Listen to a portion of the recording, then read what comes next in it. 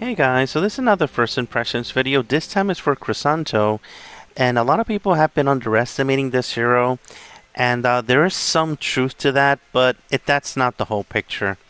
So just gonna start talking about her skills here. Shattered World, charge speed slow. This is the main reason why I'm saying that it's not, slow, it's not good, and most of the heroes you're gonna use, but in this situation as well.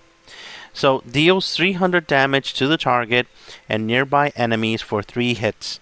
Applies the fracture effect on the target for 4 turns.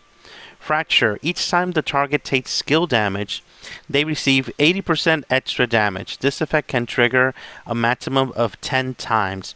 So this is the part that actually intrigues me. So 80% extra damage is not a lot, but one of her awakenings pretty much makes this 3 times as strong, so 160, like 240. So if you can actually get a team that can actually do lots of skill damage over and over again after she goes off, she could create a high amount of damage versus bosses. But the problem is that yellow doesn't exactly have a lot of power with mana. So that may be a problem to actually charging her up.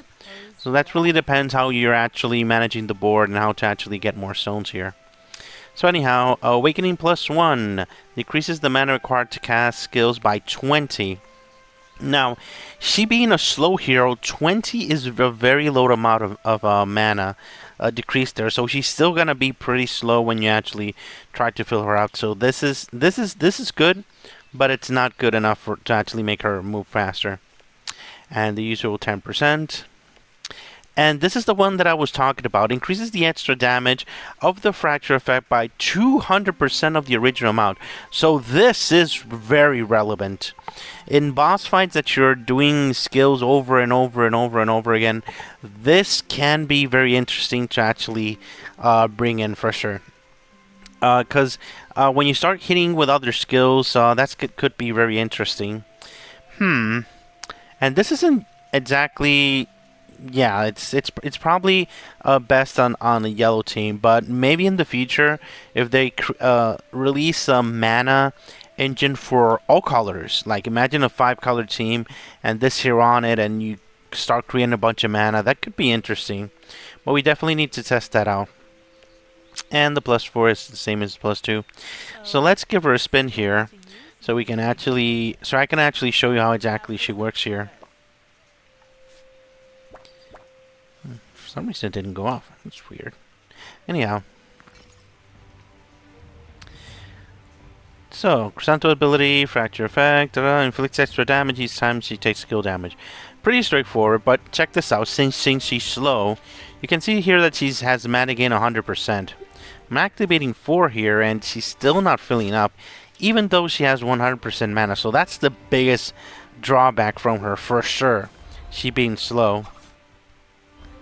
So let me show you here. She's gonna actually give the debuff here, and shooting here. Check that out. Every single hit he does, you're gonna see both numbers, and the number that 898 you saw there, that is all her. That situation. So that's a big upgrade for your extra damage there. In that situation. But the biggest drawback is, yeah, it's her mana gain for sure. Because slow, it's gonna make her so much more problematic to actually go off. And the thing is that, check this out, like each hit does 2. There you go, 1,007. That's a good amount of damage for sure. Look at that, it's already dead. Pretty powerful.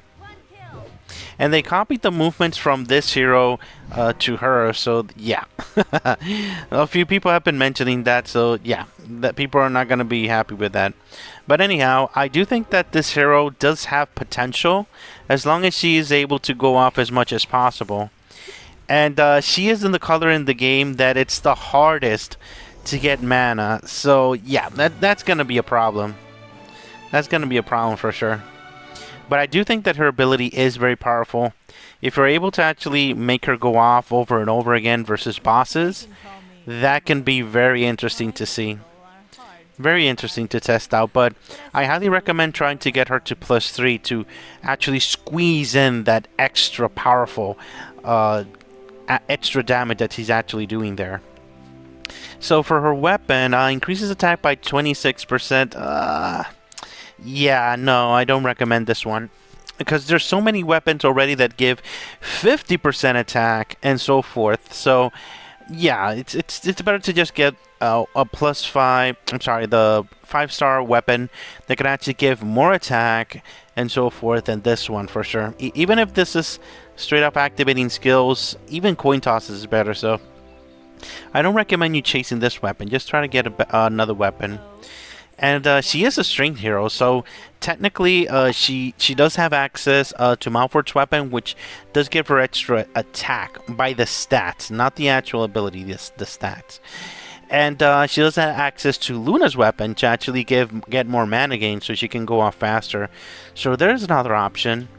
I don't recommend her to be used to hold the whip.